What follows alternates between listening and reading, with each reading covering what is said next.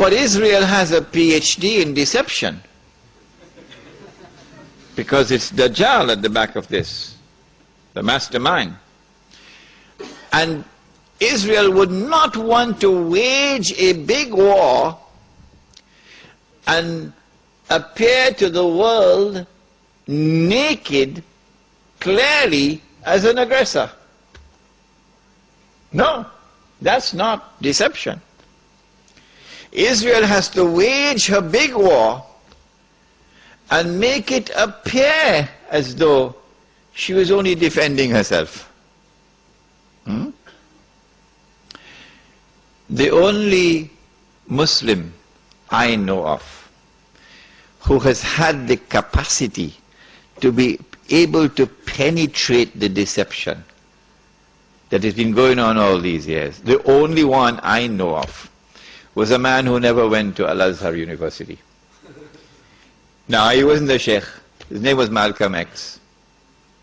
He's the only man I know of who had that eyes wish to see and could clearly recognize the strategy and the deception. Read Malcolm X.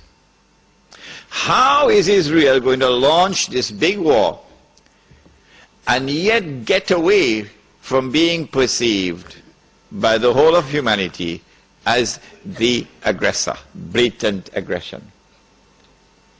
You have to come with a good strategy. The strategy is this. Ariel Sharon goes into Masjid al-Aqsa with 1,000 Israeli military with him, with their shoes on, with the full knowledge that this calculated act of extreme provocation must have a response, a fiery response. And as the flames of the new intifada emerge, you must keep it burning by committing upon the Palestinian people more and more atrocities that drive them into a greater and greater rage. This is planning, this is strategy, this is not happening by accident. As Israel unleashes this barbaric oppression upon the Palestinian people, you must have a television station which you plant amongst them, which will cover this, that your Egyptian television would not cover, and your Jordanian government would not allow on Jordanian television, so you create something called Al Jazeera. And the Arab masses believe Al Jazeera is their station. This is the only place in the world we can get authentic information, Al Jazeera. So Al Jazeera is now used to portray all the atrocities. And so around the Arab world, the masses only have to tune into Al Jazeera and they know what's happening. And so the Arab masses become more and more angry. Impending scenario in which, like the domino effect, governments around the world of Islam, they will claim, are now going to fall. And the world of Islam is rising up now.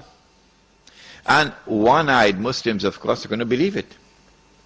The world of Islam is now going to rise up and all these governments are going to be swept away. And authentic governments representing the Muslim masses will now emerge.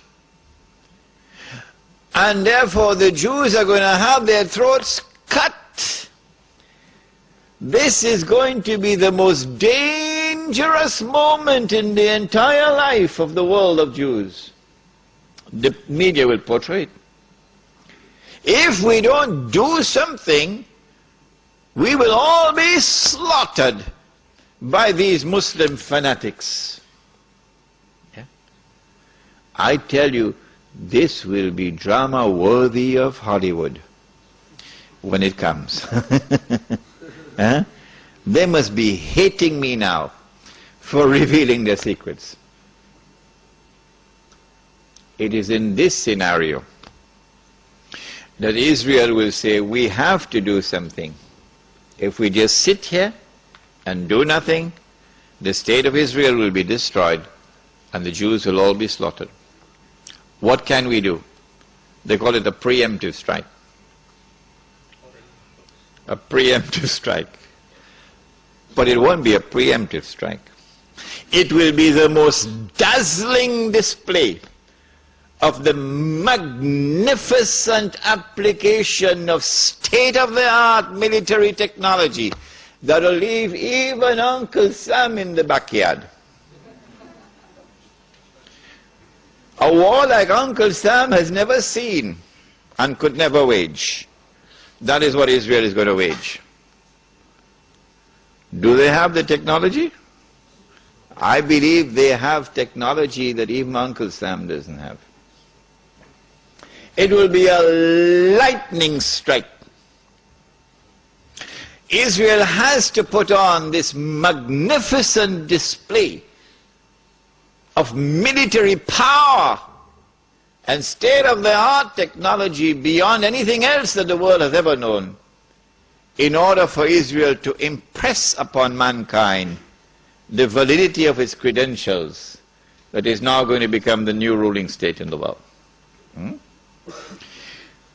Before Fahad could even blink, the Israelis have taken over the Saudi oil fields.